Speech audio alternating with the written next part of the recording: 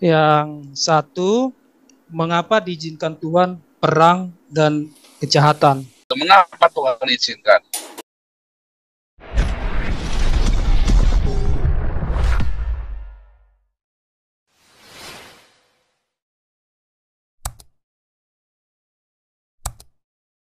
Ya Anjas nggak apa-apa, nggak usah tambah muka Anjas. Katanya videonya susah. Enggak, itu enggak susah kok. Silakan Anjas. Anjas. Pak Binsar ini yang mau bertanya. Pak Boleh Binsar, Binsar. ayo nyalakan Pak, nyalakan. Iya bagus, Pak Binsar, silakan. Aduh. Iya Pak Binsar. Bisa sudah nyala Pak, sudah beres. Oke. Ya, salam ya. Pastor Paul dan saudaraku semua. Ini ada problem di otak saya ini. Pak Paul. Problemnya jangan dibawa kemari Pak. Iya, karena ini lama saya. Karena ini lama saya telisik dan saya ini. Kenapalah dikatakan Yesus duduk di sebelah kanan Bapa. Jadi saya pikir apakah itu Pak David bisa jawab itu gampang itu gitu. Sudah dijelasin. Jadi kenapa tidak di belakang atau di sebelah kirinya? Silakan Pak David. Terima kasih Pak Paul. Iya, jadi itu pemahaman, itu sebuah narasi ya, karena kita tahu bahwa kalau kata-kata kanan itu bisa menceritakan sebuah kepercayaan, orang yang dipercaya, posisi yang diberi wewenang, gitu ya. Jadi diposisikan seperti itu. Nah, itu dinarasikan ada di sebelah kanan Allah Bapa. Padahal posisinya ya bukan begitu sebetulnya. Kalau kita tahu bahwa dia adalah dia sendiri, Yesus hadir ke dunia itu menyatakan Bapa. Jadi sebetulnya kalau kita belajar seperti itu semua, jadi kita ngerti bahwa oh iya ya, jadi kalau gitu sebelah kanannya gimana? Berarti dia ada di kanan. Itu sebetulnya kita jadi paham bahwa itu menunjukkan sebuah otoritas yang diberikan. So, itu narasi Pak Binsar. Jadi bukan, ini saya mic-nya saya nyalain ya Pak Binsar. Nyalain aja supaya bisa ngobrol. Jadi itu gambaran. Jadi itu bukan sesuatu yang oh berarti di kanannya ya, yang di kirinya di mana, atau Bapak bilang di belakang. Nah, itu sebuah narasi. Pak Binsar bisa nangkep penjelasan saya mengenai itu? Makanya bukan di kiri atau di belakang, Pak. Karena kata kanan itu artinya menerima, artinya dia berkuasa, Pak. Ada wewenang, ada otoritas yang diberikan. Otoritas tadi. Kalau kiri nggak bisa, Pak. Kalau bilang kiri itu buat sial, Pak. Kalau belakang juga enggak. Yang bisa adalah naik ke utara, ya kan istilahnya kan, naik ke utara, naik ke atas, atau ya sebelah kanan. Yang karena apa? Tangan kanan kan simbol kekuatan, Pak. Artinya gitu, ada kuasa dan maha besar di situ, Pak Paul ya. Iya, itu kan kiasan. Jadi Alkitab itu penuh dengan kiasan, Pak. Oke, terima kasih Yang tidak dimengerti oleh agama-agama lain. Ya, cukup. Terima kasih Pak Paul. Oke, terima kasih. Oke, Pak Damara silakan Pak Damara. Ya. Ya, mau nanya Pastor Paul. Ya. Pertanyaannya ini ada 4. Yang satu, mengapa diizinkan Tuhan perang dan kejahatan? Nah, kedua itu, kenapa harus ada penganiayaan akhir zaman dinubuatkan harus terjadi? Yang ketiga itu, di dalam perjanjian lama itu, tokoh-tokoh di dalam Alkitab itu umurnya itu hampir 1000 tahun, bisa dibilang satu masa. Sedangkan kan sekarang ini dalam modern ini kan manusia itu paling banyak itu 100 tahun lebih.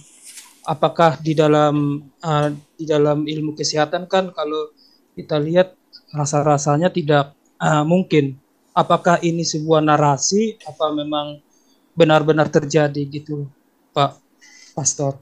Nah, Ya Pak David, keempat itu dua ya, apa dulu, jangan banyak-banyak. Nanti saya lagi. Sudah tiga nih. Ya, Pertanyaan nomor ya. satu tentang perang itu inti pertanyaannya apa, Pak Damara? Mengapa Tuhan mengapa izinkan perang, Pak David? diizinkan perang Mengapa ada perang? sama kejahatan? Oh, perang dan Ada kejahatan. Iya, oke Mengapa ya. Tuhan izinkan itu yang saya suka bertanya itu. Mengapa Tuhan izinkan? Oke ya, jadi tentang perang dan kejahatan yang ada di sekitar kita yang Tuhan izinkan terjadi, sebetulnya itu bukan maunya Tuhan ya.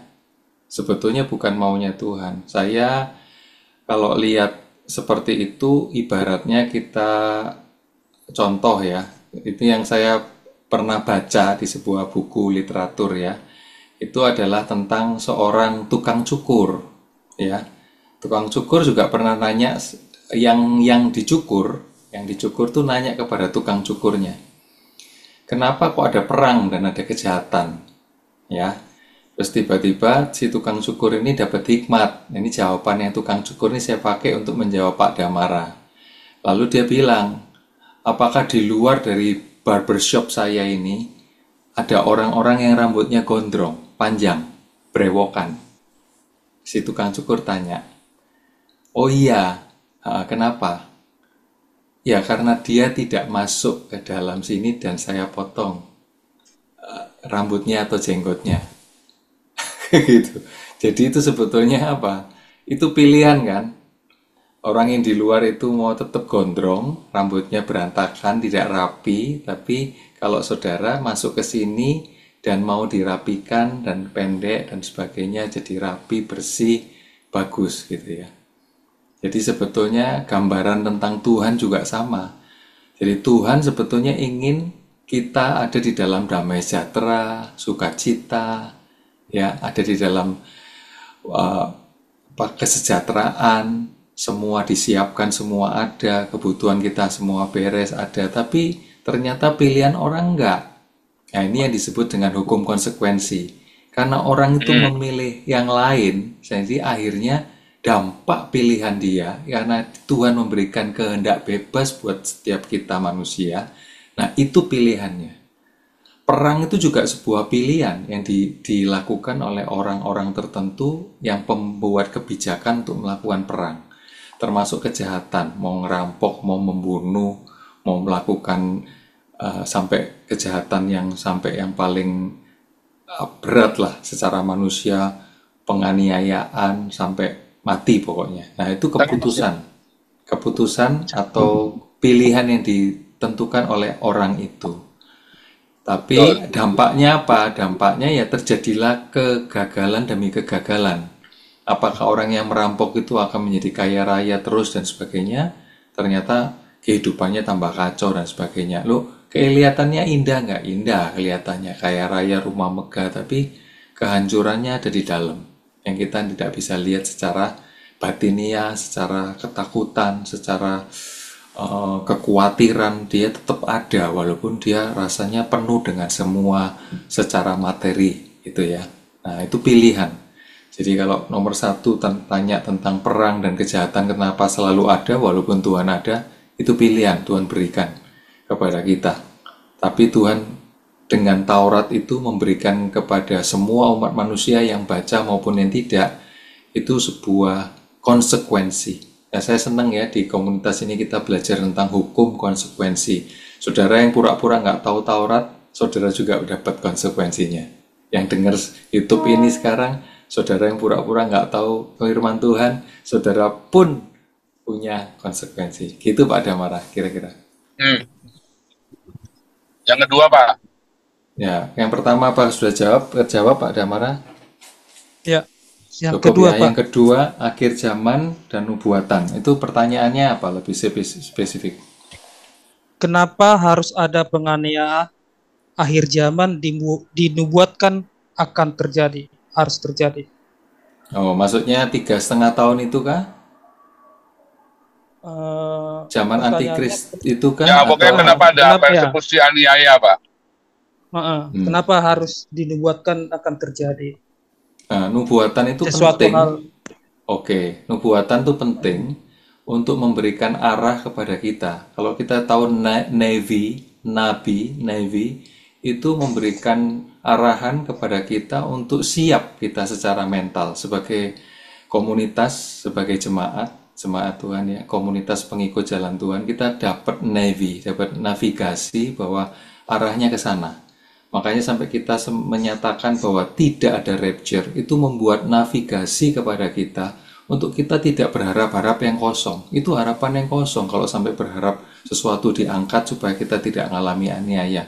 Padahal lebih baik kita siap dianiaya, walaupun nanti kemungkinan ada yang sudah meninggal lebih dulu, sebelum aniaya sudah meninggal dulu, sudah dipanggil dulu. Tapi kita siap secara mental. Jadi kalau ditanya tentang kenapa dinubuatkan, itu sebagai sebuah petunjuk kepada kita supaya kita siap secara mental, sehingga kita semua juga mempersiapkan apa? Seperti 5 gadis bijaksana, minyak urapan yang Tuhan minta kita persiapkan. Jangan kita sekarang diem, mari memberi, belajar memberi sedekah. Itu adalah membeli minyak urapan kita masing-masing dengan di komunitas ini ya, kita memberi kepada makan orang-orang yang kelaparan, memberi pakaian kepada orang yang telanjang, memberi tumpangan, itu berarti kita ngasih uang kos kepada orang, jangan memberi tumpangan masuk ke rumah kita ya, untuk konteks hari ini ya, itu kepada orang-orang untuk kos di sebuah tempat, jadi artinya tidak menggelandang di pinggiran jalan. Lalu kita besuk kepada orang yang di penjara, itu berarti kita melakukan bagian mengasihi, dan itu adalah sebuah terapan aplikasi kita membeli minyak urapan untuk persiapan nanti pada saat aniaya yang kita tahu di depan itu sudah menunggu. Itu nubuatan ya, itu navi, berarti artinya kita diberikan arah untuk siap-siap ya. Di sana ada batu karang, itu ada mercusuar, kita agak harus belok ke kiri sedikit, sekian derajat kalau kita di kapal ya, sehingga kita tidak akan karam, lambung kapal kita tidak kena di karang. Itu misalnya ada mercusuar itu navi. Nah kita juga tahu, jadi kita seperti apa nih? Oh, nah saya kebetulan belajar tentang kapal, karena saya dulu adalah atlet selancar angin. Saya belajar tentang navigasi, saya belajar tentang bintang, saya belajar tentang bintang menunjukkan utara, timur, barat. Kalau gelap pun saya terdampar tetap di perairan, saya di atas laut, saya bisa melihat ke atas, oh saya sedang kena arus ke timur atau ke barat atau ke utara atau ke selatan. Kira-kira saya nanti kalau dari Pulau Jawa, saya akan sampai di Kalimantan atau saya akan sampai di mana, gitu ya. Nah itu saya akan tahu, atau saya sampai ke Bali atau ke Mataram atau ke Sulawesi dan sebagainya, misalnya kalau di daerah perairan Indonesia. Kalau ke selatan terus ya sampai ke Australia misalnya begitu ya. Jadi itu navi. Jadi kenapa tambahan Pak, ya, Pak. silakan. Tambahan begini tadi ya, masalah aniaya tadi. Karena navi tadi udah bagus itu tadi ya. Memang harus ada petunjuk, pertanda. Makanya harus ada nubuatan dan nabi tadi. Nah, mengapa harus ada aniaya? Nah, kalau orang memberi dalam kondisi baik-baik saja, orang berbuat baik saat dia hidupnya baik-baik saja, ya itu semua orang melakukan seperti itu, Pak. Itu sudah seharusnya. Tetapi ketika kita dalam kondisi yang tidak baik, kita tetap bisa berbuat baik, kita tetap bisa merespon yang baik. Nah, itu adalah buah pohon zaitun yang diremukkan, yang menghasilkan minyak tadi, seperti 5 gadis yang bijak itu. Ya, dia bisa tetap berdiakonia, dia tetap melakukan kebaikan dengan hartanya dia, dengan segenap hidupnya dia, harga yang dibayar, ya kan? Ketika dia mengalah, di tengah aniaya maka iman kita terbukti Pak, teruji. Tapi kalau nggak ada aniaya, iman kita nggak tahu Pak, kita sendiri kadang-kadang menipu diri kita sendiri. Makanya perlunya aniaya untuk membuktikan. Dan kita tidak bisa mencobai Allah, maka oranglah yang mencobai iman kita, Pak. Sehingga kita bisa bergantung sepenuhnya kepada Tuhan, atau kita beralih kepada pertolongan yang lain. Makanya aniaya itu sangat diperlukan, walaupun itu bukan anti Kristus, tapi aniaya dalam kehidupan sehari-hari.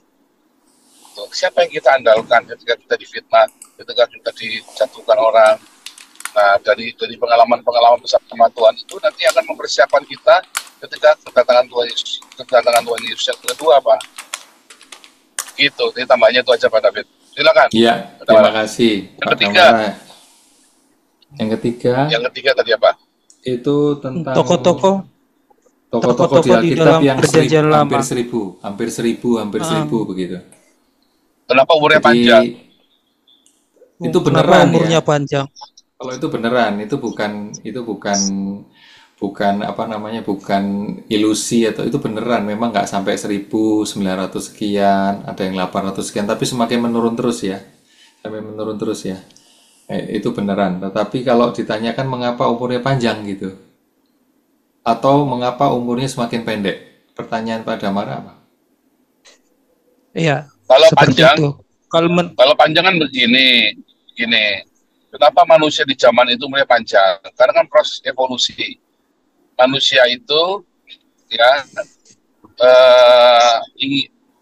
makhluk hidup itu dalam teori evolusi, bahwa semua makhluk hidup punya insting untuk survive. Kalau dia tidak survive, maka dia harus beregenerasi. Nah, di zaman itu mereka umurnya panjang. Mereka bertahan hidup dengan umur yang panjang, sehingga rata-rata anak mereka nggak banyak. Tapi begitu di masa makin ke sini, mereka umurnya makin pendek. Karena apa?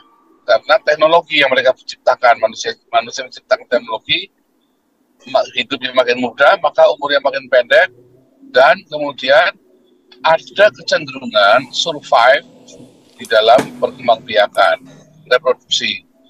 Dan terus itu berulang terus.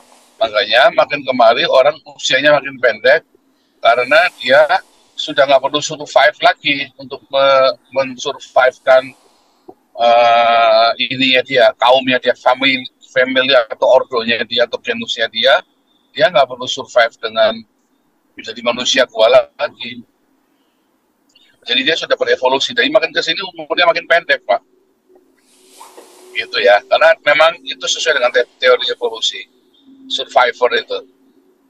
Gitu, pada. Ya. Nomor 4 ya. Terakhir belum tahu. Satu lagi di dalam itu Pastor Paul kan pernah mengatakan pendapatnya bahwa tidak menutup kemungkinan, kira-kira itulah, tidak menutup kemungkinan di akhir zaman itu akan kembali lagi manusia akan umurnya akan panjang karena mengingat pengetahuan manusia semakin berkembang. Seperti apa penjelasannya, Pastor Pak? Betul, kan nanti ada perjalanan 1000 tahun. Ingat, manusia itu 2 kali dimusnahkan, sepertiga dunia dan seperempat dunia. Ya, dalam Wahyu berapa tuh? Sepertiga dunia, lalu ada lagi pemusnahan seperempat dunia. Berarti kan jumlah manusia kan habis, Pak. Nah, ketika itu semakin berkurang, maka manusia kan menciptakan teknologi, sehingga di dalam kerajaan 1000 tahun di mana nggak ada perang, aman semuanya, ya dengan sendirinya teknologi diciptakan dengan cepat. Dan ketika diciptakan dengan cepat, mereka berdasarkan pengalaman sebelumnya, mereka survive hanya beberapa tahun saja. Tapi sekarang mereka menciptakan teknologi bagaimana menyambung kehidupan, sementara teknologinya tinggi, tetapi jumlah manusianya relatif sedikit, Pak. Itu bagian dari teori evolusi dan itu wajar sekali. Ya, itu ya penjelasan. Oke, udah Pak. Oke.